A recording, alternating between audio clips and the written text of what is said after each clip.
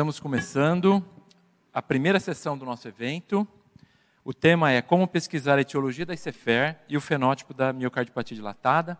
E para coordenar essa sessão, chamamos a doutora Lídia Moura.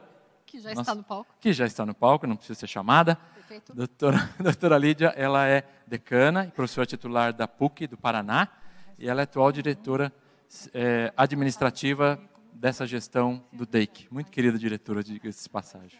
Além de ser muito amiga de todos. Lídia, é com você. Obrigada. Vejo que eu economizei uma vinda, né, Marcos Simões? Olha Economizou. aí, eu economizei uma vinda. Então, a ideia hoje é realmente a discussão plena das cardiomiopatias e essa primeira sessão é como pesquisar a etiologia da ICFER e o fenótipo da miocardiopatia dilatada. Eu vou começar convidando, basicamente, eu não vou ficar aqui sozinha no palco, então não me deixem sozinha. Eu vou começar convidando o professor Odilson, por favor, Silvestre, para que venha ao palco. Por favor, doutor Marcelo Bittencourt, professor Edmar Bock, meu chefe, por favor, venha até o palco. E professor Sandrigo, por favor, também venha até o palco, ficar aqui comigo. Mas eu já vou iniciar apresentando aqui o currículo do professor Odilson, que nós vamos iniciar essa sessão, na verdade, com um caso clínico.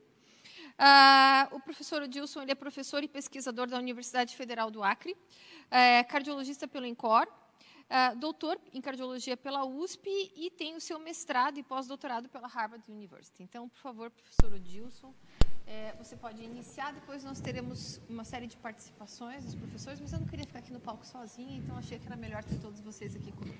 Odilson, fique à vontade. Perfeito. Se quiserem sentar. Você quer sentar aqui, Lídia? Sim, aí. Sentar aqui? Sentar aqui? Boa tarde a todos, boa tarde quem está aí à distância. É um prazer enorme. E eu venho aqui, como vocês veem, eu venho aqui representando a Universidade Federal do Acre e eu vou trazer um caso que é a regra, não é a exceção.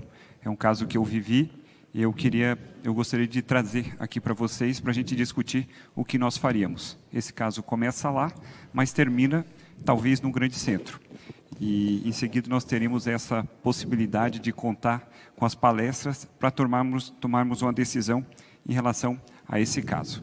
Então, eu vou começar justamente aqui apresentando esse caso, que é de um paciente que veio em consulta ambulatorial, um professor de 43 anos de idade, que é professor de escola pública, evangélico, e eu trago aqui o mapa porque os grandes centros são aqui, e esse é um paciente lá da minha região, de Rio Branco, no Acre. Na verdade, ele é um paciente do interior, de Tarauacá, e que depois veio para uma consulta ambulatorial em Rio Branco, e esse paciente vem, então, justamente com a história de cansaço, uma piora de cansaço há um mês, mas ele já vinha com algumas consultas, e há 7 meses ele vinha apresentando aí um cansaço progressivo aos esforços, e esse paciente vinha com piora recente.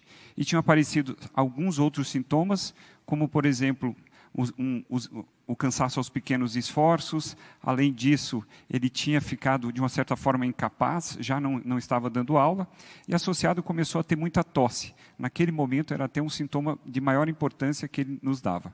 Alguns episódios característicos de dispneia paroxística noturna, mas não tinha febre, não tinha dor torácica, e não relatava nenhum sintoma outro de congestão sistêmica como edema. Esse paciente, a história dele, então, ele relatava que não tinha um passado de tabagismo, nem de etilismo, não tinha comorbidades comuns aí que podem nos trazer para algumas etiologias da insuficiência cardíaca, como hipertensão, nem diabetes, e também desconhecia dislipidemia. Não usava nenhum medicamento até ali, estava virgem de tratamento. Perguntando sobre os familiares, também nenhuma história. Trazendo um pouco mais em relação ao desenvolvimento desse paciente, nada importante em relação a peso ao nascer e ao crescimento dele, não relatava nenhuma peculiaridade. Quando a gente chegava no exame físico, então, de história clínica isso, uma história muito sucinta, muito simples. No exame físico, nenhum sinal de síndrome que se observasse no exame físico geral. Mas tinha um sobrepeso sim, aí um peso de 82, IMC de 28, e os sinais vitais mostrando uma pressão de 118 por 84, uma frequência cardíaca um pouco taquicárdico, com um tempo de enchimento adequado. No exame, indo um pouco mais à busca de sinais de congestão sistêmica, não tinha turgência jugular, refluxo hepatojugular negativo, e o ictus não era desviado naquele exame. Ausculta respiratória também nada de importante. E na ausculta cardíaca, sim, aí se auscultava uma terceira bolha e um sopro sistólico mitral, 3 cruzes em 6, que se irradiava sim para a axila. Então, partindo da história, esse paciente, claro, fez um eletrocardiograma aqui, que a gente observa um ritmo sinusal, e sugere sobrecarga biatrial, especialmente átrio esquerdo, alguma alteração de repolarização que a gente vê uma T negativa, especialmente em V6, V5 e V6, e uma extrasístole ventricular, aqui também demonstrada. Indo um pouco além, esse paciente, então, fez alguns exames. Interessante, essa hemoglobina realmente foi uma medida só, então um pouco acima, uma hemoglobina 17,5, plaquetas normais, a creatinina também nada chamando atenção em relação à creatinina, ureia, uma glicemia também normal, e o colesterol aqui, uma discreta alteração de triglicerídeo, um HDL mais baixo, uma ferritina, em princípio, sem o índice de saturação de transferrina, mais de 79, um TSH dentro normal e um NT-proBNP acima do valor da normalidade. E, nesse momento, quando esse paciente retornou, a gente já tinha as sorologias de HIV e Chagas não reagentes. Posteriormente, claro, nós avançamos para um ecocardiograma. Eu vou ler aqui, eu não tenho as imagens dessa primeira consulta, mas septo e parede não eram aumentadas, uma cavidade aumentada, 59 por 45, uma pressão sistólica da artéria pulmonar de 38, não está descrito aqui, mas o VD com uma função boa e um discreto aumento, e um átrio esquerdo também aumentado. A válvula que eu relatei em relação àquela insuficiência mitral, aqui sim era relatado uma insuficiência mitral importante, e a válvula sem nenhuma característica de valvopatia secundária à doença reumática, por exemplo. Eu vou antecipar, já chegando uma fração de ejeção pelo Simpson, que deu 27%, e nós fomos até essa altura, esse paciente foi para uma cineangiocoronariografia que foi normal, e aí chegou nesse ponto de tomar uma decisão em relação a esse paciente. É um professor do interior do Acre, é o nosso paciente comum, uma insuficiência cardíaca com fração de ejeção reduzida, onde a gente coloca naquele grupão das miocardiopatias dilatadas idiopáticas, e ele está longe de grandes centros. Está num centro que é o Acre, onde não tem, vou dar exemplo, não necessariamente que a gente tem que fazer, não tem ressonância, não temos biópsia, se isso for aventado, e muito menos tratamento para insuficiência cardíaca avançada. Então, todos os recursos lá, eles foram usados. Nesse momento, talvez seja mais fácil tomar uma decisão aqui em São Paulo, se progride alguma investigação, e esse paciente precisaria, sim, de um deslocamento. E aí, nesse momento, eu cheguei a uma pergunta com essa ideia, será que lá, eu estando lá com esse paciente, no dia de hoje, se eu o mantivesse, otimizasse o tratamento desse paciente, o mantivesse lá em um tratamento, considerando aqui como a miocardiopatia dilatada idiopática, eu estou errando fazendo isso? Ou será que não? Eu devo encaminhar para avançar? O professor Edmar vai falar um pouquinho sobre isso. Será que a gente vai mais longe? O correto é fazer isso? Tem outras coisas a serem vistas? Ou será que a gente vai melhor ainda, traz uma imagem ou biopsia? Ou se a gente tem que fazer também a genética, e além de fazer genética nesse paciente, então esse é o caso, esse é o dia a dia, essa é a nossa vida de quem está fora de grande centro. Eu acho que a pergunta da maioria dos cardiologistas que recebem um paciente tem um ecocardiograma e tem as sorologias que podem ser feitas à distância. Então, muito obrigado, e vamos ver as palestras seguintes, então, para nós continuarmos a discussão. Perfeito, Dilson. Eu nem vou me levantar, porque nós vamos para a próxima palestra, perdão, mas eu acho que... A gente não inverte? não, mas acho que está bom, né?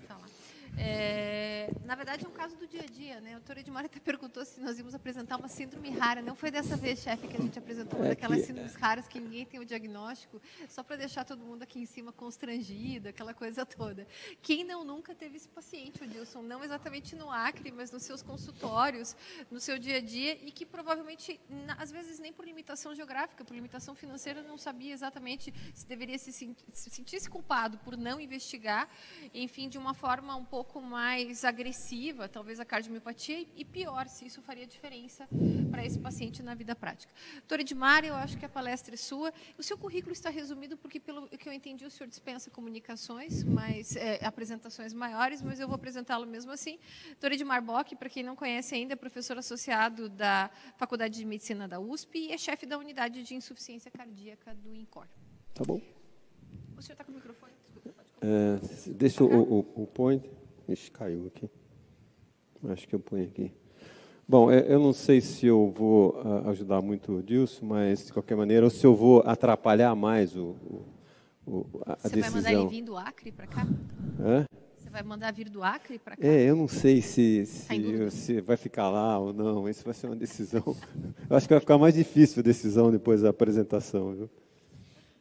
Bom, eu só queria agradecer o convite. Eu queria cumprimentar toda a família Deik pelas excelentes atividades, pelas programações que durante todo o ano, o presidente, a diretora científica, a Lídia, todo mundo que tem participado, eu acho que é um orgulho para a gente, tá certo? E eu acho que o próximo presidente que está aqui, ele vai ter um grande desafio. Eu falei isso para a diretora científica, já para a Fabiana, porque agora o limiar está alto.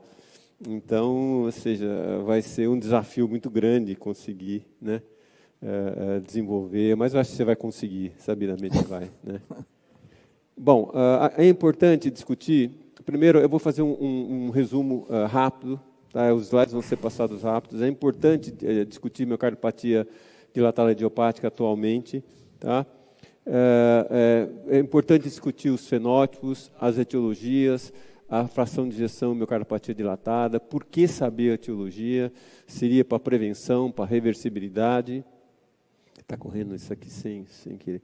Mas, de qualquer maneira, primeiro lembrar só a classificação. Nós estamos falando de uma miocardiopatia, que é uma dilatação do ventrículo com comprometimento da função, sem hipertensão. Hipertensão pode ser, às vezes, incluída, mas sem ou não, mas sem valvulopatia, sem doença coronariana e sem doença congênita. E, geralmente, o fenótipo, aqui vocês têm aqui, é dilatado, e no nosso meio, lembrar sempre da possibilidade do Chagas. Existem várias classificações. Por que é bom lembrar as classificações? Porque as classificações são uma forma de sistematização do processo de diagnóstico e decisão. E vocês vão ver que as classificações também são confusas, elas não são uniformes. E cada vez vem uma classificação diferente, com alguma característica maior. Aqui é a história das classificações ao longo do tempo. A última aqui nós temos a MOJ. Aqui é um artigo publicado pela doutora professora Salemi, mostrando a história dessas classificações que procuram organizar o diagnóstico e o manejo dessa população. Aqui, talvez não dê para ver muito detalhe, mas vocês têm a última a classificação mais recente, que é a MOGES, que procura aqui classificar pelo fenótipo dilatado ou hipertrófico ou restritivo, ou seja, isso tem que ser reconhecido. Nesse caso, foi bem reconhecido. Aqui, as prováveis etiologias, ou seja, o componente genético, as várias etiologias que existem, certo? Existe um monte, uma série de etiologias, e aqui o estágio que se encontra para a decisão. Então, tudo isso é importante no momento de decidir o que fazer com o paciente. Né? Aqui, a classificação, por exemplo, na American Heart, aqui a classificação europeia, você vê que todas, na verdade, procuram dividir o fenótipo e, de acordo com o fenótipo, verificar as possíveis etiologias e a investigação. E sempre, logicamente, excluir as formas secundárias, né, como a forma isquêmica, a forma hipertensiva, a doença valvar e a doença congênita, que tem, geralmente, uma conduta diferente. Aqui, do ponto de vista de epidemiologia, nós estamos falando do que em relação à insuficiência cardíaca na população. Aqui vocês têm um estudo, uma revisão sistemática publicada há algum tempo por nós, mostrando a miocardiopatia dilatada idiopática em 37%, 10% a 17%, 44%, 28%, em torno de 23% dos casos de pacientes que tinham insuficiência cardíaca. Então, hoje gira mais ou menos em torno de 20% a 30% dos casos. Aqui um outro estudo mostrando pacientes que tinham um diagnóstico de miocardiopatia dilatada idiopática e foram submetidos a biópsia. E esse não é um trabalho muito contemporâneo, mas de qualquer maneira dá uma ideia, porque tem poucos trabalhos publicados nessa área, de 1994, isso em termos de investigação, se vale a pena investigar, qual vai ser provavelmente a causa. Vejam vocês aqui que miocardiopatia dilatada realmente idiopática, nas miocardiopatias dilatadas, foi de 46%. Aí se tinha miocardiopatia idiopática, doença coronariana não diagnosticada, HIV, álcool, drogas, drogas, doença do tecido conectivo, amiloidose, hipertensão familiar, metabólica, valvar, congênita, doença neuromuscular, pós-revascularização, sarcoidose, arritmia, fibroblastos, osteocelulose X e púrpura, trombocitopenia. Então, existe, na verdade, a miocardiopatia dita dilatada idiopática é um saco onde se coloca um monte de etiologia, mas metade ainda, provavelmente, realmente é idiopática, tá certo? Que aí vem a discussão em relação ao componente viral, persistente nessa etiologia, o componente genético, com as suas respectivas decisões. Aqui uma revisão recente que se discute a importância de cada investigação no esclarecimento do diagnóstico, que era importante em relação à evolução do paciente. Então, vocês têm a importância da história clínica. Isso hoje, no tempo de hoje, frequentemente nos tempos atuais, o indivíduo esquece de fazer uma história detalhada, é importante para a estratificação. O screening familiar, o Dilson apresentou muito bem, no ACA eles são provavelmente melhores que a gente aqui, porque aqui frequentemente a gente vê que os pacientes não têm uma estratificação de família muito boa. A avaliação clínica é importante, a história de muscular, outras doenças associadas. Aqui a importância do ritmo, da fibrilação atrial, etc., do bloqueio de ramo. No eletro simples já dá para ver muita coisa, o complexo, o eco, ou seja, a característica do ecocardiograma. Aqui alguns exames laboratórios como CPK, TSH, que são simples de fazer em qualquer lugar. Aqui o teste cardiopulmonar que não precisa fazer, ou só depois. Aqui a importância do Holter como arritmia, nesses casos. Aqui a ressonância, que hoje tem se mostrado como um exame importante na investigação desses casos, tá certo? E como exame.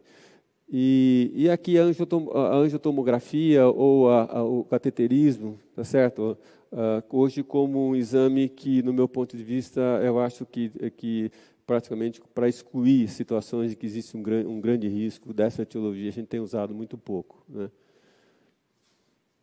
Bom, mas o mais importante é assim, na verdade, o clínico ele tem que ser um detetive nessas circunstâncias e tem que usar os exames, os detalhes dos exames, né? E frequentemente se esquece disso. Então, por exemplo, existem os chamados red flags para diagnóstico da etiologia da miocardiopatia. Então, por exemplo, retardo mental, desordem neurosensitiva, envolvimento do músculo esquelético para algumas doenças de mitocôndrias, está correndo ele sem apertar. Aqui, a síndrome do carpo, macroglossia, pigmentação da pele, pneumocromatose, a história de hipertensão, logicamente a gravidez, a CPK, a proteinúria, aumento de ferritina, o eletro, alteração alternância de alteração de UNAP, bloqueio atrioventricular nas laminopatias, o QRS de baixa voltagem, no ecocardiograma um perfil adequado. Aqui, principalmente na ressonância mais recente, como a cinesia posterolateral, o realce tardio subendocárdico transmural pré-isquêmico, o subepicárdico, o septal, etc., aneurisma. Então, existe, de acordo com a apresentação, a gente pode, o red flag, dirigir o diagnóstico e uma investigação mais adequada. Logicamente, existem casos que não vão ter isso. Mas, logicamente, que existe também, nesse caso é importante discutir, é bom lembrar do Choosing Wisely, que é um movimento para não fazer exames desnecessários também, ou seja, submeter o paciente a uma série de exames. É importante sempre lembrar qual vai ser o benefício do que nós estamos fazendo, qual vai ser o risco, quais são as alternativas, e o que vai acontecer se a gente não fizer nada, e o que vai acontecer se a gente fizer aquele exame. Porque o exame custa caro, o exame frequentemente é invasivo, então isso é muito importante, é um movimento que existe nos últimos anos. Lembrar também que é importante pesquisar a etiologia, porque existem causas reversíveis de miocardiopatia. Então, por exemplo, existe a pós-parada, existe a hipertensão não controlada, a miocardiopatia por taquiarritmia, a miocardiopatia por álcool ou por droga, a miocardiopatia do hipotiroidismo, a miocardiopatia da extrasístole, a miocardiopatia induzida por estresse, miocardiopatia periparto e miocardiopatia inflamatória, infecciosa, que podem regredir. Então, é importante que se reconheça, porque elas regridem. E mesmo a idiopática também regride. E as causas irreversíveis, como seria o infarto não diagnosticado, a miocardiopatia hipertrófica, a sarcoidose duvidosa se melhora ou não. Ele corre com a ponte. E o Chagas, algumas síndromes raras, lembrar de cocaína, etc., de drogas cardiotóxicas. Então, é importante reconhecer as miocardiopatias cuja etiologia é importante em termos de reversibilidade. Esse é um quadro importante. Aqui lembrar a vocês também a importância das miocardiopatias que fazem o remodelamento reverso. Aqui vejam vocês que nós temos à direita uma incidência de 37% a 70% de remodelamento reverso. Então, mesmo que ele não tenha uma etiologia bem clara, existe na miocardiopatia dilatada uma chance de remodelamento muito importante, com normalização da função ventricular.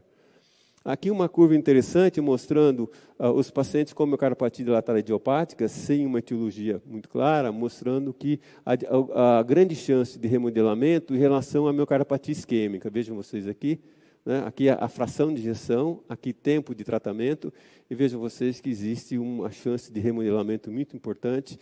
E aqui nas várias etiologias, por exemplo, álcool, hipertensiva, etc. Então, as etiologias que geralmente levam a miocardiopatia dilatada idiopática têm muita chance de fazer um remodelamento reverso com melhora da função ventricular e melhora na evolução. Aqui um dado do INCOR mostrando que os pacientes que remodelam, é uma tese em desenvolvimento, eles têm um prognóstico muito melhor do que os pacientes que não remodelam, mostrando que a remodelação e a intensidade do tratamento é importante. E como importância prática, nesse caso eventual, é sempre determinar a possível etiologia, sempre fazer um tratamento otimizado. O problema da ressonância pode ser um critério para não melhora ou não melhora. Sempre a introdução precoce da otimização, principalmente de beta-bloqueador. A dimensão do tamanho do ventrículo é importante.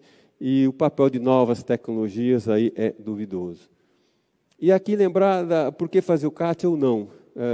É importante a decisão de fazer CAT ou não, lembrando do STIT, porque se o paciente não tem sintoma, é extremamente duvidoso. Então, se você pensa em investigar uma doença isquêmica, é importante que você tenha uma equipe de revascularização com mortalidade abaixo de 5%, que uma idade média em torno de 60%, e lembrar que a maior parte dos pacientes do STIT, eles tinham angina, e que não houve, nos 5 anos, melhora de sobrevida, uma diferença de hospitalização, e mesmo com 10 anos, houve uma melhora de morte, mas dentro desse tipo de risco de mortalidade, e com um P de 0,02, que é um P um pouco fraco para trial, né? um P um pouco significado estatístico. Então, como importante, a miocardiopatia dilatada idiopática é uma doença dinâmica, cuja evolução clínica ela é frequentemente não previsível,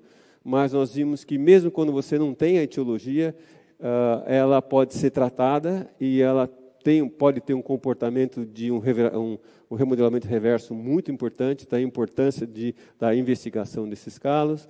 O remodelamento reverso é o principal objetivo de busca de eficácia do tratamento. É importante sempre buscar a etiologia quando possível, sem colocar o paciente em risco e verificando que isso dá um benefício para o paciente. E existem alguns preditores de remodelamento reverso em termos de tratamento. E a dúvida continua, será que é melhor fazer uma otimização muito boa lá no Acre ou trazer para São Paulo para fazer um monte de exames que talvez chegue a uma conclusão diagnóstica ou não. Tá certo? Obrigado. Obrigada. O Dilson, acho que você continua no Acre com o paciente por enquanto. Só para confundir mais a apresentação. Ficou bom, porque provavelmente quem está nos assistindo continua na dúvida. Por isso que sobrou para você, Sandrigo. Sandrigo, aqui. Por isso que sobrou para você. Então, vai lá. Quem nunca também quis biopsiar um paciente? E aí, Sandrigo, essa é para você, porque vai desde basta biopsiar e mandar para patologia comum, que eu acho que essa também esse é o tal do choosing wisely, completamente inadequado, mas eu acho que você tem um grande campo para explorar. Então, assim, o que o Sandrigo vai nos falar é sobre miocardite crônica ativa como uma causa de miocardiopatia dilatada, quando suspeitar, eu acho que aí começa já o primeiro ponto, e como fazer o diagnóstico, lógico, falando sobre biópsia, que foi a tua tese, isso é muito legal, porque você vivenciou isso na pele. E, para quem não conhece ainda o Sandrigo é doutor em cardiologia pela USP, ele é médico assistente do núcleo de transplante do próprio INCOR, mas também é médico da UTI, do programa de transplante do Hospital Albert Einstein, e agora é professor da Faculdade de Medicina Albert Einstein. Parabéns, Sandrigo. Obrigado, Lídia. É um prazer estar aqui, parabenizar o DEIC pelo ano sensacional, Fabi, professor Evandro, e toda a família deikiana. É um prazer enorme estar aqui discutindo um pouquinho, e acho que o caso do Odilson é extremamente didático e vai ser um mote muito interessante para a gente começar a falar um pouquinho sobre uma entidade que está no contexto aí das miocardiopatias dilatadas, que é a miocardite crônica ativa como causa de miocardiopatia dilatada. Então, vamos dividir o raciocínio no quadro agudo e no quadro crônico. Então, a miocardite aguda, ela acontece até os 3 primeiros meses, e ela pode ser linfocitária, eosinofílica ou de células gigantes, sendo a linfocitária a mais comum e, provavelmente, de forma mais habitual, um componente viral, levando ao trigger desse processo. Quando eu falo em miocardite crônica, seriam os pacientes acima de 3 meses, então esse é o foco da discussão que a gente vai ter. E aí eu traria 2 entidades, a miocardiopatia inflamatória e a sarcoidose, que vai ser o motivo aí da nossa discussão principal. Quando a gente tem uma miocardite crônica ativa, a gente tem causas infecciosas e não infecciosas, sendo a infecciosa mais comum e os vírus, indubitavelmente, são os agentes mais envolvidos. E a gente vai ter a presença desses vírus levando à inflamação, e ele vai levar a essa resposta inflamatória. Eu posso resolver o problema e ficar com uma cicatriz, ou essa inflamação pode ser persistente, sendo então uma miocardite crônica ativa. E, obviamente, o mesmo agente, para diferentes pessoas, pode ter uma resposta, e talvez a predisposição genética seja a base para o desenvolvimento da doença. E a grande pergunta, quando eu vou suspeitar da miocardite crônica ativa como causa de miocardiopatia dilatada? Vou pensar na miocardiopatia dilatada idiopática, que foi o caso que o Odilson trouxe. Então, eu vou ter a miocardite crônica ativa ou miocardiopatia inflamatória. Ela fica mais ou menos sendo responsável por 30% a 50% dos casos de miocardiopatia dilatada idiopática, tendo então como base um quadro infeccioso levando à inflamação, e essa inflamação podendo ser autorreativa, e eu vou pensar nessa entidade excluindo outras causas, como o professor Edmar falou. Doença coronária, hipertensão, valvopatia, toxinas, e geralmente com sintomas de C acima de 3 meses, exatamente o caso que o Odilson trouxe para a gente. Eletro, coisas inespecíficas, o eco, a disfunção ventricular, geralmente sem hipertrofia, áreas de alteração segmentar sem coronariopatia obstrutiva, elevações discretas de troponina eu posso encontrar,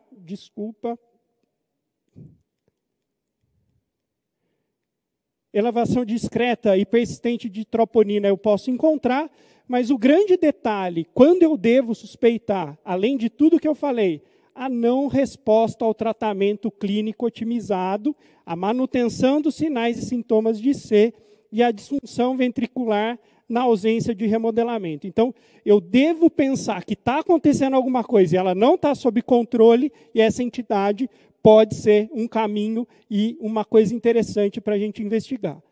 E, obviamente, como eu vou continuar a investigação disso, da miocardite crônica, a miocardiopatia inflamatória, a ressonância, sem dúvida, é uma estratégia extremamente interessante, disponível, e ela consegue me dizer se eu tenho miocardite ou não, através dos critérios de Lake-Louise, que são de 2009, e eles foram acrescentados em 2018, eu vejo edema, eu vejo hiperemia, eu vejo necrose e fibrose, que é o realce tardio, e mais recentemente o mapeamento T1 e T2. Eles têm, na fase aguda da miocardite, até os primeiros 3 meses, uma acurácia de 79% para o diagnóstico de miocardite.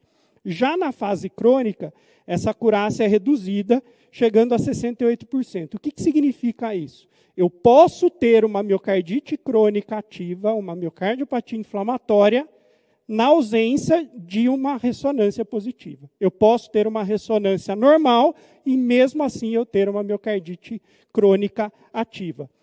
Ter realce tardio num contexto de miocardiopatias, inclusive da miocardite crônica ativa, isso traz um valor prognóstico. O paciente tem mais risco de mortalidade e isso é bem estabelecido. Então, essa informação também é interessante de uma forma não invasiva. Outro método não invasivo que me ajuda nessa suspeita de miocardite crônica ativa é o PET com FDG, que ele consegue observar a presença de inflamação ativa, ela é inespecífica, ele é um exame difícil e depende de uma dieta rigorosa com privação de glicose, e isso às vezes dificulta a realização do exame, e padrões multifocais com inflamação em outras regiões, além do coração, pode sugerir sarcoidose, e traz aqui, então, uma outra entidade que eu coloquei na questão da miocardite crônica ativa. Então, aqui, a ressonância associada ao PET, eu vejo áreas de fibrose e eu posso ver áreas de inflamação, e eu consegui entender se isso está num momento ativo ou não, ou se tem só fibrose. E a outra pergunta, como que eu vou fazer o diagnóstico da miocardite crônica ativa? Então, até agora, a gente suspeitou, mas a forma definitiva de definição desse diagnóstico, sem dúvida, é através da biópsia endomiocárdica. E ela que é a base para o raciocínio dessa entidade. Porém, a biópsia, ela habitualmente traz um diagnóstico histopatológico pouco específico e traz risco de complicações, e por isso a discussão se vale a pena fazer ou não. Porém, com profissionais experientes, eu tenho um baixo risco de complicações. Então, quando eu penso em fazer a biópsia, eu tenho que saber o momento da indicação e o que eu estou querendo trazer de informação através da biópsia. E ela pode me dar informações prognósticas e ela pode me orientar a terapêutica em situações específicas. Critérios de Dallas, o clássico dos anos 80, HE.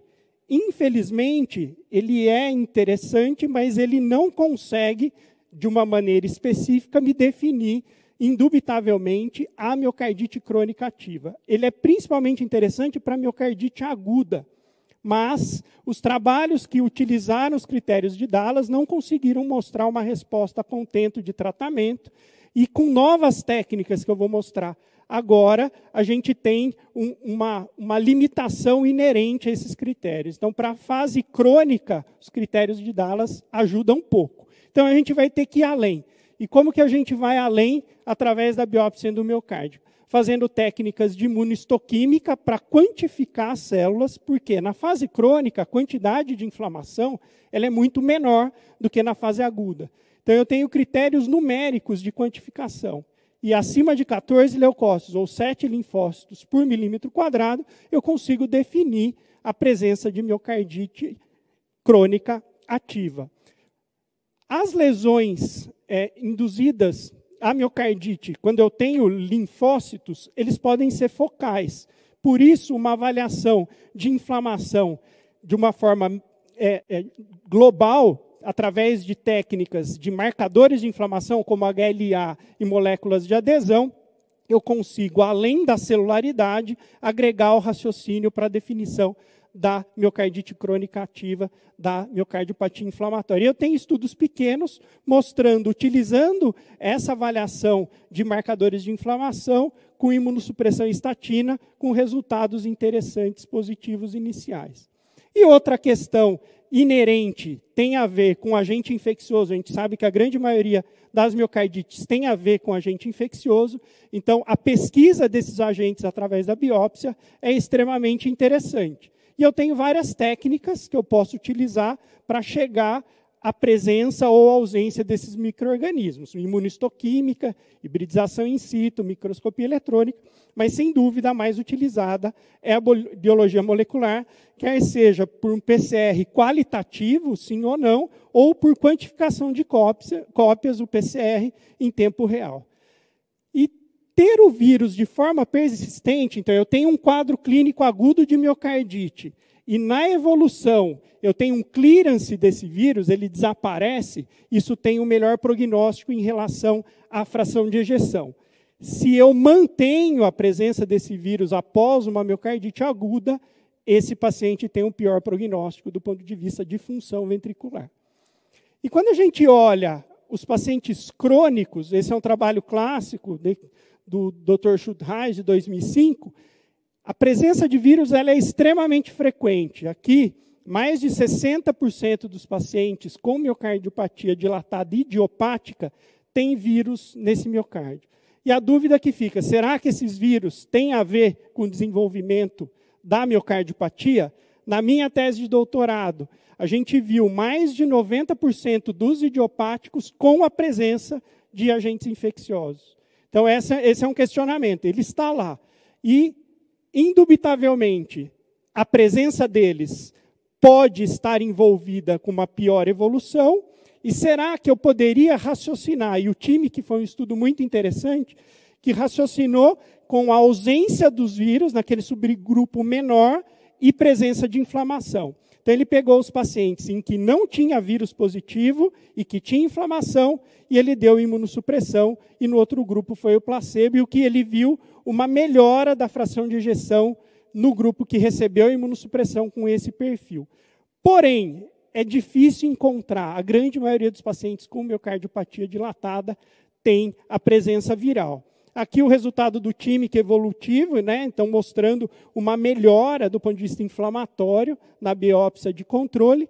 E na minha tese de doutorado, qual não foi nossa surpresa? Os doadores com a presença de vírus no miocárdio. Então, esse achado dos vírus é muito mais complexo do que presença ou ausência. Deve ter muito mais coisa envolvida que leva esse raciocínio. Por exemplo, o parvovírus B19, que talvez seja um dos mais frequentes, dos vírus mais frequentes cardiotróficos. Quando eu tenho a fase aguda de uma miocardite por parvovírus, eu tenho uma quantidade absurda de vírus. Na fase crônica, ela já cai de uma forma bem expressiva. E será que a presença desse vírus faz a diferença? E tem um trabalho também do Dr. Schultheis mostrando que talvez o que faça a diferença seja a transcrição, não só a presença do DNA, mas sim a presença do RNA, mostrando então a multiplicação viral. E talvez esse seja um dos links para o raciocínio de uma relação causal. E falando um pouquinho sobre a sarcoidose, que, para terminar, então, o raciocínio dessa miocardite crônica ativa, ela comete o coração em 25% dos pacientes, e a biópsia endomiocárdica é muito limitada, tem uma baixa sensibilidade, porque o padrão é extremamente pontual e heterogêneo. E a biópsia, através de uma técnica também lá da equipe da Alemanha, do Dr. Schultheis, eles conseguem, através da biópsia, ver a expressão gênica miocárdica em relação à miocardite linfocitária, sarcoidose e células gigantes, Então, mesmo que eu não consiga ver na biópsia, diretamente no HE, eu poderia utilizar essa técnica que seria interessante para o diagnóstico de sarcoidose. Então, resumindo, quando suspeitar da miocardite crônica ativa, obviamente, quando eu tenho a miocardiopatia dilatada idiopática, que foi toda aquela discussão, sinais e sintomas de C acima de 3 meses, excluindo outras causas, mas principalmente na não resposta ao tratamento clínico otimizado. Eu começo a tratar o paciente, ele não melhora, eu devo abrir a mente para esse diagnóstico diferencial. A ressonância e o PET pode me auxiliar, mas, sem dúvida, a biópsia endomiocárdica, ela é o padrão ouro para essa definição, mas não dá para ficar só nos Dallas, nos critérios de Dallas, eu vou ter que ir além, levando em consideração, então, a presença de inflamação por imunistoquímica, os agentes infecciosos, possibilidade de expressões genômicas, e quando eu não tenho vírus e tenho inflamação, o time que mostra benefício, porém é difícil achar esse subgrupo, e talvez toda essa discussão seja muito mais complexa do que esse resumo que eu fiz até agora. Muito obrigado pela atenção. Obrigado, Sandrigo. Eu acho que... Não sei se ele te ajudou. Ele te ajudou, Adilson? Está deprimido, Adilson. É aqui que passa. Pode ser uma prática ficar lá. Não, mas eu acho que fantástico. Obrigada, Sandrigo. Acrescentou bastante. Eu acho que muita gente estava em dúvida e se sentia culpado sobre fazer ou não a biópsia, mas se for para fazer, você precisa ter uma estrutura muito maior do que aquele patologista, basicamente com os critérios de Dallas. Mas eu acho que aí outra pergunta que vem, Marcelo, vem para você. Já que eu não sei se devo biopsiar, será que um teste genético não seria menos invasivo? Será que ele vai me acrescentar? Então, assim, a ideia é quais são as vantagens, enfim, o teste genético da miocardiopatia dilatada, se nós devemos fazer de rotina, será que isso será boa prática ou isso vai basicamente enlouquecer todos os nossos pacientes? E, principalmente, como é que nós vamos interpretar os resultados? Para quem não conhece ainda o Dr. Marcelo Bittencourt, o Dr. Marcelo é doutor em Ciências Médicas pela UERJ e é médico da Clínica de Insuficiência Cardíaca e Cardiomiopatias também da UERJ. E tem como área também de doutorado justamente essa área, né? Tem uma grande experiência, na verdade, em teste genético em cardiomiopatias. Marcelo. Bom, primeiro, muito obrigado pela oportunidade. Eu quero realçar todos os elogios que foram feitos a essa administração, feitos pelos meus colegas que me antecederam, né? Mas eu vou entrar logo, então, no tema da apresentação. Vamos falar, então, sobre o teste genético na cardiomiopatia dilatada, se a gente deve fazer de rotina e como interpretar os resultados. Esses são os meus conflitos. Bom, eu vou começar, assim, abordando aqui quais seriam as razões principais para a gente realizar um teste genético? Quando a gente está fazendo uma análise genética, a gente pode ter como foco alguns objetivos. Diagnóstico, o aconselhamento familiar, o prognóstico e o tratamento. Hoje em dia, quando nós avaliamos qualquer paciente que faça parte de um grupo de cardiopatia hereditária, não necessariamente somente a cardiomiopatia dilatada, a gente vai poder atuar nesses 4 segmentos da condução do paciente. Certamente, o aconselhamento familiar é de todos eles onde a gente tem uma evidência maior. Mas, hoje, a gente tem oportunidades que envolvem todos esses segmentos do tratamento. Obviamente, a intenção é sempre fazer isso com o máximo de custo e efetividade, tendo o impacto do teste no paciente e na sua família. Na cardiomiopatia dilatada, especificamente, hoje, isso cada vez tem se demonstrado mais possível, principalmente em função daquilo que a gente conhece como a epidemiologia da cardiomiopatia dilatada familiar, né? Então, isso teve um grande avanço na última década, principalmente a partir desse artigo publicado no New England, capitaneado pelo grupo de Harvard, que mostrou, buscando as mutações em truncamento da titina através de sequenciamento de última geração, pôde demonstrar, no caso, que ela corresponde em torno de 25% a 30% dos pacientes que são portadores de cardiomiopatia dilatada têm essa base genética como determinando a sua etiologia.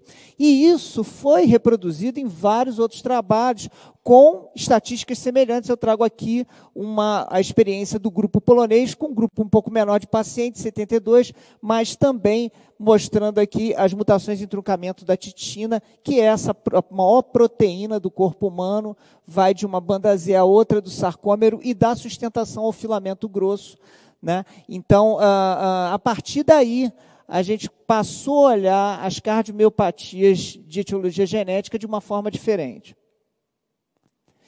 E, obviamente, hoje a gente sabe, né, quando você está diante de um paciente com cardiomiopatia dilatada, obviamente que você pode estar diante de uma série de pacientes que têm características bastante diferentes do ponto de vista etiológico. Mas, em torno de 25% a 30% dos casos, a gente hoje pode assegurar que se tratam de doenças que têm uma base genética bem definida. Em torno de 25% dos casos, isso está associado à proteína sarcomérica.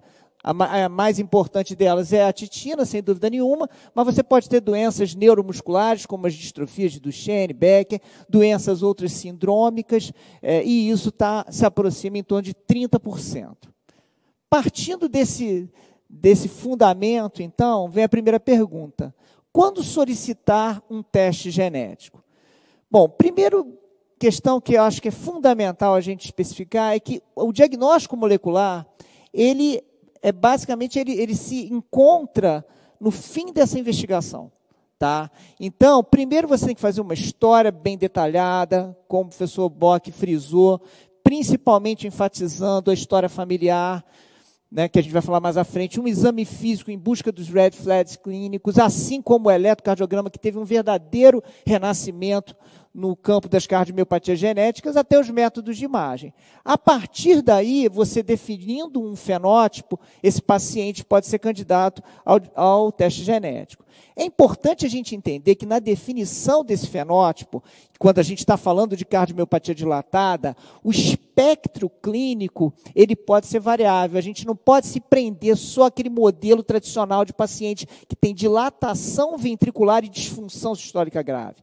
A gente tem que entender hoje, a cardiomiopatia dilatada ele tem dois espectros clínicos principais. Uma fase pré-clínica, onde o paciente pode ser só genótipo positivo, fenótipo negativo, e vai ter a penetrância da sua doença tardiamente. Você pode ter o paciente só com uma dilatação ventricular isolada, sem disfunção, e ainda tem aqueles pacientes que vão se manifestar sob a forma de arritmia, já que a cardiomiopatia dilatada, a gente sabe, tem uma sobreposição com cardiomiopatia ritmogênica do VE, e aí a gente vai estar falando de uma outra condução para esses pacientes, né?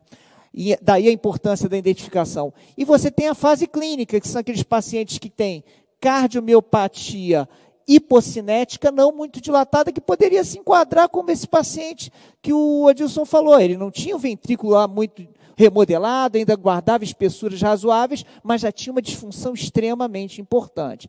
E a forma dilatada tradicional.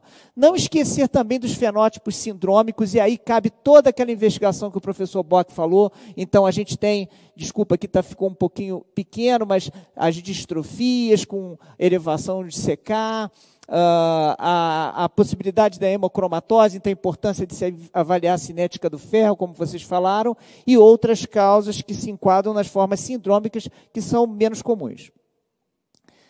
Um segundo passo na tentativa de identificar o paciente que vai se beneficiar dessa avaliação é, sem dúvida nenhuma, fazer um heredograma contemplando pelo menos 3 gerações.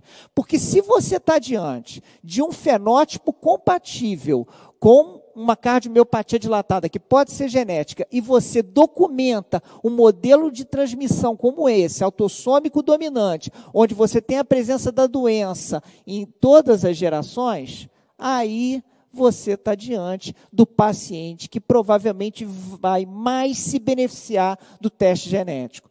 A gente sabe que na cardiomiopatia dilatada, se você pegar ela como um todo, né, em torno de 40% a 50% vão vir positivas no teste genético. Mas quando você agrega um fenótipo bem documentado, com uma história familiar mostrando uma transmissão específica, principalmente se for autossômica dominante, aí você vai ter a maior chance de identificar o paciente com uma cardiomiopatia genética / familiar, onde você vai aplicar, então, a cascata genética nos seus familiares e poder beneficiá-lo do ponto de vista não só do diagnóstico, como da predição em função dos achados genéticos que você encontra. Como interpretar o resultado? Já chegamos, então, ao paciente que a gente sabe que vai se beneficiar, agora é como interpretar. A interpretação ela é basicamente definida pela classificação das variantes que você acha hoje através do sequenciamento de última geração, que é o passo primeiro na análise genética, né? Você faz os painéis, e esses painéis genéticos com genes relacionados à doença, eles são feitos através de sequenciamento de última geração. Dali você acaba identificando uma série de variantes que não são compatíveis com o normal. Mas aí vem a pergunta, essas variantes são realmente patogênicas? E a forma que a gente tem de analisar isso é através da classificação da American College of Medical Genetics and Genomics, que analisa uma série de parâmetros, alguns mais indicativos de patogenicidade, outros mais indicativos de benignidade, alguns muito fortes, outros fortes, moderados, enfim. E através da associação desses parâmetros, você vai poder, então, identificar se uma variante ou é patogênica, ou provavelmente patogênica, ou benigna, ou provavelmente benigna, ou uma variante de significado incerto. Sabendo que um teste genético ele é positivo quando você tem uma variante patogênica ou provavelmente patogênica. Ele é negativo quando você está diante de uma variante benigna ou provavelmente benigna. E inconclusivo quando é uma variante de significado incerto, que no futuro, obviamente, com o aumento do conhecimento, da construção desse conhecimento, ele pode vir a ser reclassificado em uma das outras formas. Tá? É importante a gente entender que o que esses parâmetros que a gente analisa através da classificação do SMG, a gente consegue isso através dos bancos de dados públicos, que estão gratuitamente disponíveis na literatura, e visa identificar, responder principalmente essas perguntas que aqui estão. A variante, ela causa importantes alterações na estrutura da proteína, que possa causar doença? Ela foi previamente reportada como uma causa de doença? Tem fenômeno de co-segregação familiar demonstrado nos diversos artigos da literatura? A variante está ausente em controles sem a doença? E a mudança nesse aminoácido resultante dessa mutação ocorre em regiões que são conservadas da proteína ou em regiões que mudaram no decorrer do processo evolutivo? Então, essas são as perguntas principais que a gente faz quando está fazendo uma análise. No caso da cardiomiopatia dilatada, alguns dados que são bastante importantes. Né? Esse aqui foi um trabalho publicado esse ano, que corresponde a uma publicação do ClinGen, que é um recurso do NIH, baseado num painel internacional que fez a curadoria de 51 genes potencialmente causadores de cardiomiopatia dilatada, aqui classificada como dilatação do VE com fração de ejeção menor do que 50%. E desses a gente viu que apenas 12 tiveram evidência experimental e clínica para ser classificada como genes definitivos e fortes causadores de cardiomiopatia dilatada. Não vou entrar em detalhes a respeito de cada um deles, mas isso é uma coisa que hoje a gente tem mapeado. E isso tem uma importância em termos da aplicabilidade? Tem. Então, esse aqui é um exemplo, por exemplo, de um estudo multicêntrico de coorte longitudinal, que fez teste genético em pacientes com cardiomiopatia dilatada, identificaram mutações em truncamento da titina. Só que aqui agora analisando o segmento, a sua evolução. Primeiro, viram que esse modelo de doença, ele não é assim tão benigno, né? Em torno de 14,2% desses pacientes vão apresentar um evento adverso grave, seja ele arrítmico, com morte súbita abortada, ou choque pelo CDI, ou insuficiência cardíaca avançada, necessitando de transplante ou dispositivo, ou mesmo mortalidade. Né? Agora, boa notícia. A gente já tem identificado que sexo masculino e a fração de ejeção são os maiores preditores desses eventos, a gente já sabe. Em torno de 70% desses pacientes, você observou remodelamento reverso com a terapia farmacológica, o que aponta uma possibilidade de que a identificação precoce desses doentes possa indicar a necessidade de drogas que tenham um potencial de remodelamento reverso mais significativo, como já estratégia inicial de tratamento. Então, é um dado que não está ainda em diretriz, mas que se mostra promissor para o futuro. E entre os dados que estão em diretriz, é já a identificação de genes potencialmente arrítmicos, tá? Como parte da avaliação dos pacientes que vão ser submetidos à indicação de CDI, né? Basicamente pelo teste genético. E aí a gente já tem, tanto na diretriz americana de prevenção de morte súbita, como na diretriz europeia de insuficiência cardíaca publicada esse ano, a preconização da análise genética na tentativa de identificar variantes em genes como alamina, filamina C, ou mesmo o RBM20, que codifica uma proteína de ligação do RNA, fosfolamban também, como genes que estão muito relacionados a uma incidência muito alta de morte súbita. Bom, como mensagens finais, eu queria deixar, então, aqui as recomendações sobre avaliação genética do último documento do DEIC, brilhantemente aqui capitaneado pela Fabiana, que traz, então, as recomendações sobre avaliação genética em pacientes com cardiomiopatia, mostrando aqui que hoje o DEIC já considera como classe 1 o aconselhamento genético para pacientes e familiares com cardiomiopatias hereditárias e variantes patogênicas identificadas, o rastreamento de familiares em primeiro grau de pacientes com cardiomiopatia hereditária, amiloidose, eu sei que vai se falar num fórum à parte, mas é importante a gente entender que a avaliação molecular genética também direcionada para avaliação etiológica e prognóstica já também traz algumas informações que podem mudar a condução do caso, mas que, seguindo muito daquilo que foi falado pelo professor Edmar, da utilização racional dessas estratégias, a avaliação de rotina ela não deve ser recomendada, e sim até contraindicada, a gente sempre procurando entender qual o paciente que provavelmente mais vai se beneficiar disso. Muito obrigado.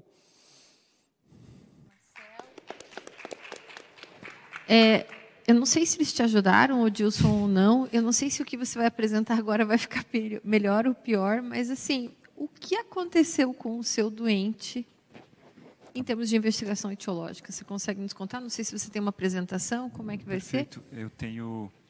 Bom, em relação a esse paciente, eu, no primeiro momento, fiz aquela investigação, eu o caracterizei com a insuficiência cardíaca, fração de ejeção reduzida, miocardiopatia dilatada idiopática, e comecei o tratamento até para perceber se haveria aí até remodelamento reverso, que rumo esse paciente pegaria em relação à recuperação. Acabou que ele não gostou dessa minha conduta, resolveu pedir uma segunda opinião e veio para São Paulo, né, para ter uma segunda opinião e tal, que foi até bem aceita. Acabou que, se tiver, tem um slide meu que seria o seguinte, mas, de toda forma, eu posso falar que...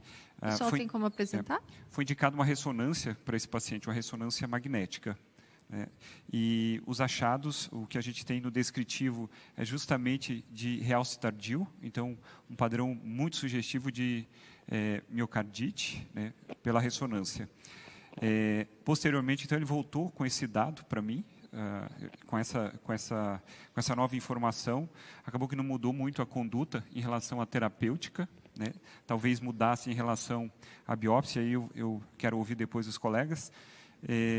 E eu acho que, por hora só, acabei falando. A apresentação do caso, se você quiser. Tá. Não sei se você tem a ressonância para mostrar, Dilson, ou não.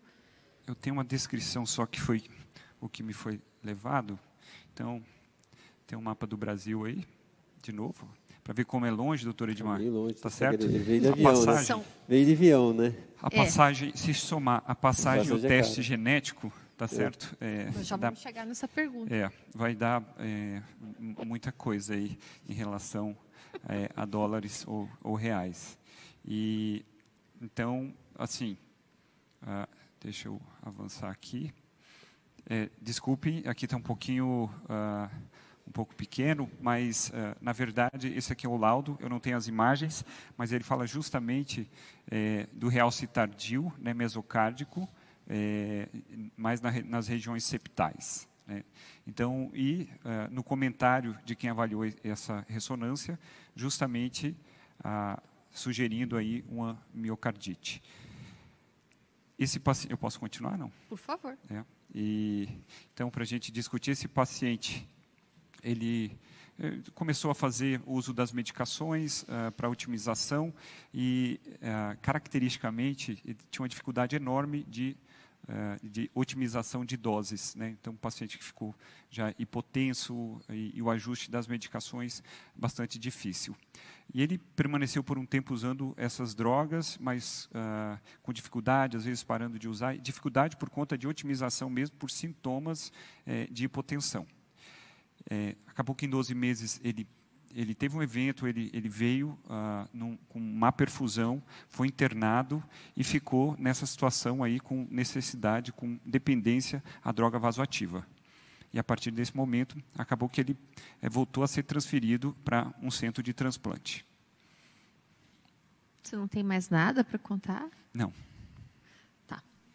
Perfeito. Gente, muito obrigada pelo caso, mas nós temos agora um tempo para discussão, tem algumas perguntas da plateia chegando, mas eu queria começar perguntando, na verdade, para o doutor Edmar, que, como é que causou caos na sua aula, né? A gente brincou, né? Em termos de estratégia, enfim, é difícil a estratégia de avaliação desses pacientes na prática, né? Como investigar esse paciente e tudo mais. Você faria alguma coisa de diferente? Eu sei que esse é um paciente do dia a dia, mas você faria alguma coisa de diferente, doutor Edmar? Veja, eu acho que muito importante, só para discussão geral, mais geral do que localizando só esse caso. Eu acho que é importante reconhecer se ele tinha algum red flag de alguma etiologia específica. E como com esse professor Odilson, provavelmente ele não tinha um red flag, ele não tinha nada que sugerisse uma etiologia específica a ponto de justificar um procedimento diagnóstico mais invasivo, mais eu acho. Eu acho que, do ponto de... Mas é importante ressaltar que o clínico tem que ser um detetive, ele tem que olhar isso daí, ele tem que ver a classificação. Não estou deixando passar nada, não tem alguma coisa, mesmo no eletro, mesmo não é para reconhecer alguma coisa. Eu acho que eu faria a mesma conduta do Dilson, tá certo? Eu provavelmente só mudaria, eu uso outras medicações, não uso Entresto de primeira, tá? Eu sigo mais, nesse caso, a diretriz europeia, tá certo? Que não recomenda ela 2B. Eu acho que eu uso o beta-bloqueador, a gente usa um outro tipo. Tá? Mas, veja, aí é uma questão de escolha. Eu não vejo, não faria diferença de conduta. E, infelizmente, assim, nós temos 70% dos casos, eles vão fazer um remodelamento reverso, dependendo da habilidade, a expertise, acho que provavelmente você deve chegar nesse valor, assim, que é os valores maiores da literatura, desde que ele não tenha uma etiologia específica, mas não dá para você sair fazendo exames seriados ou invasivos para pacientes que não têm red flag de alguma coisa, não tem um indicativo de alguma coisa.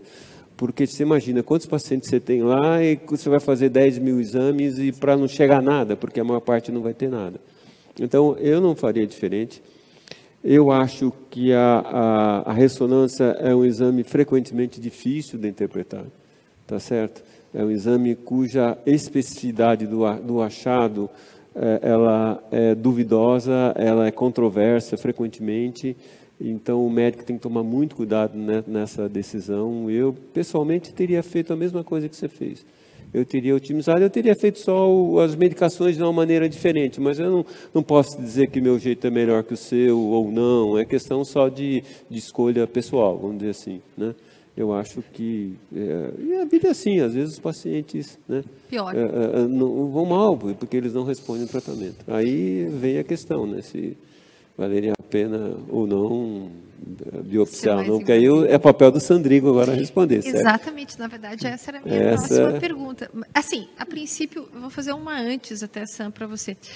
Ele tinha um ventrículo pequeno, né, que foi o que o Odilson chamou a atenção, mas ele tinha uma disfunção ventricular já no primeiro momento.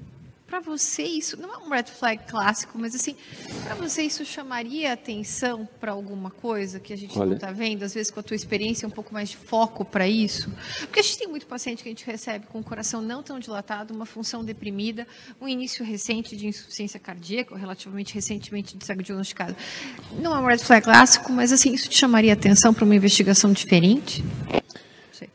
Eu não gosto nem de coração muito grande, nem de coração pequeno, para falar a verdade, com disfunção ventricular grave, que são os casos, assim, frequentemente um pouco mais difíceis de resposta ao tratamento.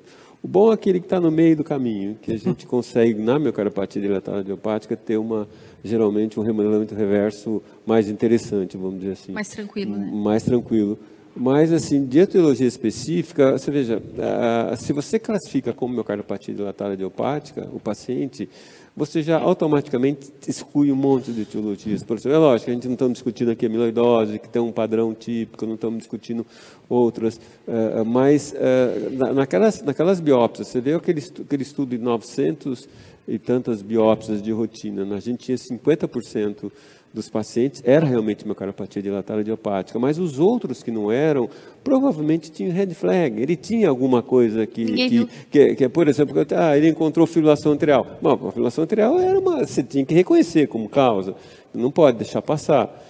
Não pode deixar passar uma doença coronariana. Então, aí é a habilidade do clínico, é a expertise do clínico, que o objetivo é treinar os médicos para não deixar passar isso aí. Eu acho que, com uma expertise muito boa e um clínico muito bom, como médico bom, ou seja, que olha o paciente, que vê o paciente como um todo, provavelmente as idiopáticas serão realmente idiopáticas, assim, a maior parte dos casos. E aí fica a discussão da persistência do vírus de novo aqui.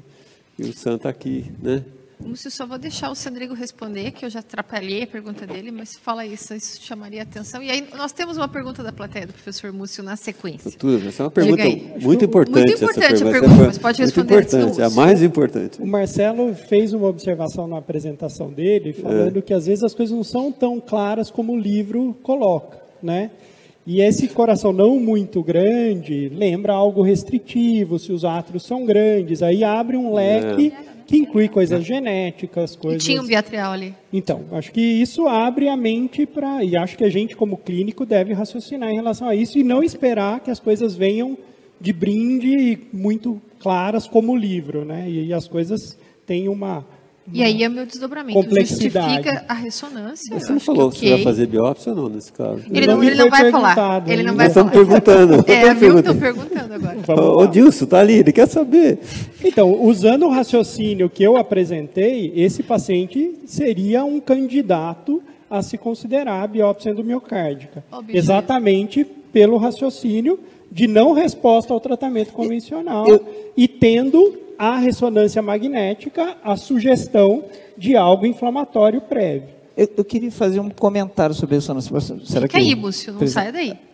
É o seguinte, o que me chamou a atenção nessa ressonância é que eu acho que o professor Bock já tinha comentado a respeito da especificidade relacionada a ela. Acho que assim, uma coisa que eu procuro sempre tomar cuidado é o seguinte, e que às vezes eu vejo algumas sugestões que a gente deve olhar com cuidado, né? Porque a ressonância, esse padrão do realce tardio, ele serve para dizer para a gente se a cardiopatia é isquêmica ou não isquêmica. E a gente vê muito frequentemente, automaticamente, a gente coloca, não, isso aqui é um realce tardio, que pode ser sugestivo de miocardite. Isso aí. Né? E aí, assim, se você olhar o laudo, até a ressonância tem algumas discordâncias também em relação ao eco, porque o eco, o ventrículo não é tão grande. Na ressonância, o ventrículo já está mais remodelado. E você vê que a área de realce é muito restrito à região septal. Isso me chama atenção, porque não parece ser uma área muito extensa. A gente sabe que as miocardites que evoluem com pior prognóstico são aquelas que evoluem com uma taxa de realce, uma quantidade de realce um pouco maior, né? Então, assim, eu só falo isso para reforçar muito que talvez realmente eu não saia daquilo que você definitivamente fez, como o Edmar comentou, né? Porque, assim, vamos pensar, análise genética, é um paciente que já está evoluindo para insuficiência cardíaca avançada, não tem o heredograma demonstrando história familiar. No que isso provavelmente vai mudar para ele? Nada, você já está usando todas as drogas anti-remodelamento, ele não está respondendo, você está encaminhando para o transplante. Mas eu também não estou vendo muito esse doente com aquela cara de miocardite, evoluindo de forma avançada, com muita fibrose na ressonância, entendeu? Eu vejo um caso realmente mais desafiador do que habitualmente a gente poderia especificar. Doutor Múcio, depois que você já tomou um chá de cadeira, por favor. Desculpa aí, presidente. Obrigado. Primeiro, Edilson, acho que é um caso interessante. Parabéns pelo caso, parabéns pela discussão. E eu queria até corroborar, concordar com o que o Edmar falou, que a gente tem que ser bastante, às vezes, incisivo nesse paciente. Ele não tinha sinais de inflamação, né? Ele tinha sinais de fibrose, quer dizer, parece que ele tinha uma sequela de alguma coisa que já tinha acontecido. E algumas coisas a gente, obviamente, não sabe, mas uma evolução tão ruim num paciente que não tinha tantos sinais de prognósticos, né? Então, ele tinha um BNP baixo, ele tinha sódio um pouco baixo. Tinha uma hiponatremia, mas tinha uma função renal boa. Quer dizer, ele não tinha muitos sinais que iam te dizer que em um ano ele ia acabar em alguma coisa. Então, esse tipo de paciente pode estar fazendo coisas que a gente não vê. Ele pode ser uma miocardiopatia alcoólica que não te contou. Ele pode ser um usuário de droga que não te contou. Então, talvez as reanamneses, né? E eu acho que a gente precisa muito explicar para o paciente que ele tem uma doença, e isso é uma coisa que a gente não faz, que ele tem uma doença potencialmente abreviadora da vida. E se ele não colaborar, ele pode não obter melhora. Então, ou ele tem muito azar, né, ou ele pode ter omitido a real etiologia. Perfeito. A reanamnese eu adorei. Múcio, isso está junto com... Reanamnese, acho que é um grande negócio. Deixa eu fazer uma pergunta agora, eu vou fazer focada. Agora é para você. Quando ele piorou, doutor Evandro, pode vir vindo, estou vendo o senhor aqui. Você teria biopsiado ele na piora? Evolutivamente, esse seria o paciente a se considerar a biópsia do miocárdio. O doutor Edmar, ele não responde teria, ele diria assim, esse é o paciente que seria considerado... Ele não fala, tá terrível. Eu fiz. Mas aí entra a questão, a disponibilidade de se fazer uma avaliação mais adequada perante a disponibilidade da biópsia. Então, eu faço a biópsia, o HE, nesse contexto, vai ser extremamente limitado. Então, acho que esse é o ponto. Então, eu teria que ir além, e aí as informações que eu trouxe, né? Então, quando eu avalio do ponto de vista inflamatório, moléculas de adesão, HLA, e a presença inflamatória, isso marca prognóstico, isso mostra que ele tem uma miocardite crônica ativa. E aí a busca por micro-organismos. Se vier negativa, com inflamação, ele entra no time que seria um candidato à imunossupressão.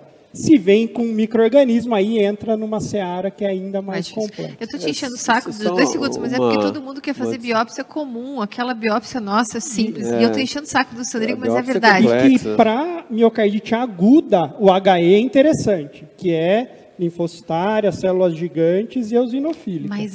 Mas aqui eu preciso ir além. Perfeito. Fala do Chefão. Santos, deixa eu só fazer dar uma apertadinha do Santos, certo? Santos, doutor Evandro, peraí, vamos buscar uma cadeira para o senhor. Você resolveu fazer a biópsia. Veja, aí você fala, bom, mas eu fiz a biópsia para quê? Aí você encontra um vírus, você leva lá para alguém vê o vírus e tal. Mas aí você vê, não tem traio grande. E nós hoje, felizmente ou infelizmente, a gente está inundado pela medicina baseada em evidência. Então, ou seja, como considerar o resultado diante de falta de traio, tá certo? Quando você tem, E principalmente que os resultados são publicados praticamente por um único centro. Ou seja, os resultados são praticamente da Alemanha, do indivíduo só que também hoje já está um pouco mais afastado. Como considerar isso para o clínico? O Dilson está lá ele atendeu esse ano 20 casos desses. Então, ele tem que acreditar nessa história de fazer biópsia quando o paciente está assim e procurar o vírus, ou ele tem que esquecer isso porque não tem trial, não tem demonstração? Como é que você, assim, é lógico, ele não precisa de orientação nenhuma, o Dilson, bem claro, porque ele é um expert na área, mas de qualquer maneira, qual seria a sua opinião? Seria diferente dele ou não? Acho que a gente está discutindo uma coisa extremamente específica, vai ser difícil ter grandes trials em relação a isso. E até a questão do time, que é difícil encontrar esse paciente, né? Eu mostrei isso. Então, a grande maioria dos pacientes tem vírus no miocárdio. Qual é o significado disso? Só ter vírus ou não ter vírus não parece ser o link da miocardiopatia, e a gente trabalhou junto nisso, né? A gente viu que o doador tem, o isquêmico tem, o chagásico tem, e isso não parece ser o link sim ou não. Eu tenho que ter algo a mais, e obviamente vai ser muito difícil eu conseguir fazer grandes trials. Eu tenho 1 zilhão de tipos de vírus. Eu falei do parvovírus B19, é um raciocínio. O coronavírus é um raciocínio completamente diferente. O herpes6 talvez seja diferente. O Coxsackie é diferente. Então, vai ser impossível ter medicina baseada em evidência, como a gente enxerga com grandes trials nesse E o que fazer quando não tem medicina dada, evidências? Eu vou tentar usar a melhor evidência que eu tenho e que conseguiu mostrar alguma coisa e que pode fazer a diferença para o meu paciente. Só para você. Deixa eu saber. Doutor Evandro, senão ele vai... Coitado do doutor Evandro. Não é possível que só porque hoje, como é que é a passagem de gestão, ninguém dá bola para o senhor, doutor Evandro. Fale aí. Depois que a gente...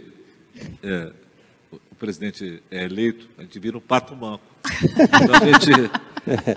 seguramente a vez é do moço. Mas, de qualquer maneira, a coisa importante... Isso que ele foi orientador dele. Isso que eu acho mais legal. Eles estão discutindo a tese. Uma coisa importante, Odilson, é... O que esse paciente tinha? Tinha um insuficiência cardíaca de início recente. Então, esse paciente é igual ao câncer. Não é? Eu olho para o paciente com insuficiência cardíaca, essa é uma doença progressiva e fatal. Ponto. A gente, obviamente, tem muito paixão pelos medicamentos, mas essa é uma doença progressiva e fatal, como é a amiloidose. A amiloidose não tem cura. Também é uma doença progressiva e fatal. Então, a gente, obviamente, o paciente tem todo o direito de procurar uma segunda opinião. Provavelmente ele não foi no lugar certo. Por quê? Porque essa ressonância hoje, para ser miocardite, tem que ter critério de Lake-Lewis. Se você recebe uma ressonância que não tem critério de Lake-Lewis, você seguramente volta e manda fazer com rochite. Nenhum paciente com doença miocárdica, hoje, em 2021, ele tem, primeiro, afastar-se isquêmica e não isquêmica, ou seja, ter uma coronariografia ou uma angio-TC e, obviamente, afastar a doença isquêmica. A segunda coisa é fazer uma ressonância bem feita. Eu concordo que aquilo ali pode ser uma sequela de várias coisas. O Covid nos ensinou isso. Hipertensão arterial, doença renal crônica, várias doenças dão a fibrose no coração. Então, você tem um fenótipo que era provavelmente uma miocardiopatia não isquêmica. Esse paciente, se a gente otimiza o tratamento, e ele, obviamente, numa janela de 3 meses, ele não regride o remodelamento, ele tem que ser investigado de forma agressiva. Obviamente, eu sempre utilizo teste genético, sempre. Não é? Se eu tenho uma miocardiopatia isquêmica, não isquêmica, de início recente não tem hipertensão, não tem diabetes, ele vai um painel genético. E, obviamente, um estudo mínimo de um heredograma. E a terceira coisa importante é se ele evolui e piora, ele ganha 2 coisas importantes. Primeiro, ele faz um teste ergospirométrico. Isso é fundamental hoje. Né? Todo paciente com insuficiência cardíaca, ele tem que ter, além de uma avaliação laboratorial clássica, um teste ergospirométrico. E seguir isso, ver se ele é um paciente que está enganando a gente. E, obviamente, a gente saber qual é o prognóstico dele. Não é? E a outra coisa da sequência é o estudo de hemodinâmica pulmonar. Então, a gente, no Brasil, a gente precisa ter centros para fazer isso. Tem que ter no Acre, né? O seu centro tem que ser capaz de fazer tudo isso. A gente tem que lutar para ter tudo isso. E uma coisa importante, uma coisa é ser um clínico interessado em ser, outra coisa é o indivíduo ter treinamento em insuficiência cardíaca avançada. Então, alguns pacientes, né, nesse segundo momento, eu vou querer alguém que tenha experiência em ser avançada comigo. Por quê? Porque eu não lido com isso. Não é? Embora eu goste de insuficiência cardíaca, a minha área mais é o quê? Miocardiopatia. Então, a gente, às vezes, tem o quê? Uma inércia terapêutica. Não é? E como esse é um câncer, não é? A gente não podemos deixar de agir rápido, intensamente. Não respondeu, e o que poderia estar ali presente? Uma miocardite ali enganando a gente. Então, eu acho que, é claro que a gente vai fazer dapaglifosina, empaglifosina, nós vamos fazer inibidor de neprilisina, e quando o paciente não responde, esse é um outro red flag, que o paciente é um indivíduo estágio 4, não é? Na classificação universal, chama a atenção desses pacientes. Esse paciente precisa de um especialista em IC, não é? Então, ele estava com você, acoplar alguém que lide com o transplante é fundamental, por telemedicina. O paciente, a gente não deve ter nenhuma dificuldade de acoplar ao nosso conhecimento clínico outras pessoas para ajudar. Agora, essa ressonância é para devolver. Hoje, ela é igual um ecocardiograma com a fração de Tychus, num doente como esse, porque ele poderia ter uma insuficiência mitral grave e poder ganhar um MitraClip. Não é? Ou seja, esse é um caso que ir para um centro, não é, especializado em si em São Paulo, provavelmente ele não procurou o professor Bock ou o professor Sandrego, não é? Ou o Félix, não é? Ou o Fábio, não é? Ou seja, os centros que estudam insuficiência cardíaca. É claro que a gente ainda precisa ter um posicionamento, sabe? Fabi, Beck está aqui, Múcio e você, Odilson, que é o seguinte, um posicionamento, o que eu faço com o paciente de início recente? E, obviamente, o passo a passo, quando o paciente tem uma IC avançada, quais são as próximas etapas? Por quê? Porque isso precisa de centros especializados. Ele fez uma coisa que poderia complementar o seu cuidado, mas provavelmente ele foi alguém que não é do ramo, que não ia aceitar nunca essa ressonância. Eu garanto que alguém que foi treinado pelo Rochite, não é? E quando falo com o Rochite, tem outros indivíduos que têm autotreinamento, pode ser o Ibrahim também. Ele falaria o seguinte, esse exame não é para quem tem insuficiência cardíaca, o laudo está errado. Não aceitem hoje o diagnóstico de miocardite sem critério de Leite-Luiz. A gente come a porção de diagnóstico com esse falso diagnóstico fenotípico de uma fibrose mesoepicárdica. Isso pode ser qualquer coisa. Qualquer gripe no coração pode fazer isso, mas pode ter vários tipos de fibrose. Obviamente, a gente não é um modelo de fibrose isquêmica. É só um desabafo aqui. Imagina. Obrigada, doutor Evandro. Nós temos na verdade, várias perguntas que vieram no chat. O pessoal, por favor, ao longo de todo o evento, nós estamos o chat aberto de todas as atividades. Quem estiver nos assistindo, continue, por favor, postando suas perguntas. É que a discussão ficou tão acalorada que a gente tem basicamente uma pergunta, na verdade várias, mas uma que eu queria passar para você, Marcelo, e ela vem muito de acordo com o que o doutor Evandro comentou agora, da ideia de se fazer com maior frequência o teste genético. Você deixou claro, na verdade, os pacientes que você acha mais elegíveis, e a própria diretriz ela fala em aconselhamento e ela fala no teste. Qual é o custo disso hoje? Qual é o tamanho do painel que eu devo pedir? Essa foi a pergunta prática que veio. Como é que funciona isso na prática? Porque a gente já deixou muito claro da biópsia, né, do Sandrigo, aquela ideia de assim, o que é que eu preciso enxergar na biópsia, qual é a minha expectativa. Acho que a gente desmistificou essa questão até da ressonância aqui agora, mostrando que um bom clínico, e aqui o doutor Edmar frisou bem, clínico, né? Olha tudo, checa, recheca, tudo mais. Mas a pergunta que veio agora é qual é o custo efetivo hoje de uma investigação genética e como é que deve ser esse pedido? Eu acrescentaria, você pediria o teste para esse paciente? Essa não foi minha agora foi dele. Você viu, eu vi o Evandro comentando, né, ele, por exemplo, ele pediria o teste genético nesse caso, né? Assim, eu estou estudando bastante isso, mas acho que uma das melhores formas também de você sempre se manter com o pé no chão diante daquilo que você está fazendo é tentar buscar aquilo que é o mais racional, tá? Então, assim, esse paciente, por não ter uma história familiar muito rica, ele acaba caindo naqueles pacientes que têm uma sensibilidade menor de encontrar. Isso é um fato.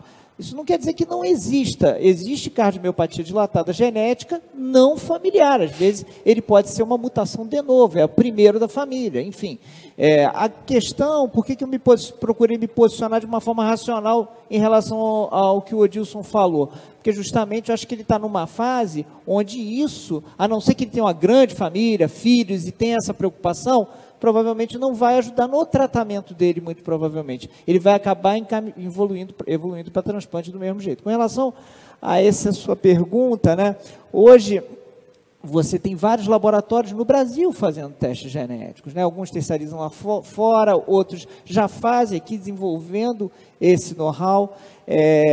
E a maioria, o tamanho dos painéis, eles são muito variáveis de laboratório para laboratório. A minha sugestão é sempre o seguinte: tem alguns laboratórios que trabalham com painéis de cardiomiopatia geral, só um painel para todas as cardiomiopatias. É uma possibilidade, né? Eu, particularmente, num caso desse, eu costumo fazer um painel de cardiomiopatia dilatada, onde eu vou ter, basicamente, genes mais voltados para a cardiomiopatia dilatada. Esse custo, hoje, isso não é coberto pela ANS, ele está variando aí de R$ 1.500 a R$ 2.500 para o probando, para o primeiro paciente, porque isso é também importante. A gente não teve tempo de descrever a cascata genética como um todo, mas, assim, se você escolhe o probando aquele paciente que tem a maior expressão da doença, no caso seria esse seu doente, digamos assim. Nele você vai fazer o painel e vai tentar encontrar uma variante patogênica. Se você não encontrou a variante patogênica nesse paciente, não está indicado você oferecer isso aos familiares, entendeu? Porque muito provavelmente nos familiares também vai ser negativo, mesmo que você encontre até algum familiar já manifestando a doença também, porque naquela família você provavelmente não vai identificar, isso não vai ser custo efetivo. Agora, se você encontrar uma variante patogênica nesse probando, ou provavelmente patogênico, o teste de positivo, você vai pegar só aquela variante e vai pesquisar nos familiares. E isso reduz o custo imensamente. Aí você vai fazer uma pesquisa, vai custar aí R$300, alguma bem mais barato, entendeu? Então, esse é o racional da utilização do painel no probando e, obviamente, as pesquisas das mutações pontuais nos familiares. Eu tinha uma pergunta para fazer para o Sandrigo a respeito da biópsia, mas eu vou deixar você tocar, porque deve ter muita coisa. O Marcos Simões, ele está em pé, olhando para a gente aqui, com a cara de mal. E eu só queria agradecer a todos. O Dilson, eu espero que eles tenham te ajudado, enfim, essa discussão toda. Eu espero que todo mundo que está nos assistindo também tenha, de alguma maneira, se beneficiado. É um caso extremamente prático. Marcelo, muito obrigado. Doutora Edmar, obrigada. Sandrigo, obrigada. Marcos Simões, por favor, suba ao palco para reassumir o controle desta sessão. Rápido, não vou nem reassumir nada, porque, na verdade, vamos dar por encerrada a sessão. Agradeço muito, foi muito legal, muito interessante. Vamos para um rápido intervalo, e depois do intervalo a gente vai ter o simpósio satélite da AstraZeneca, e depois a sessão seguinte, que vai falar de tópicos, uma miscelânea de tópicos sobre miocardiopatia. Tá bem? Às 18h05 continua a sessão, mas daqui a pouquinho, então, o simpósio satélite da AstraZeneca, depois do intervalinho. Tudo bem? Obrigada. Obrigado, gente. Obrigado.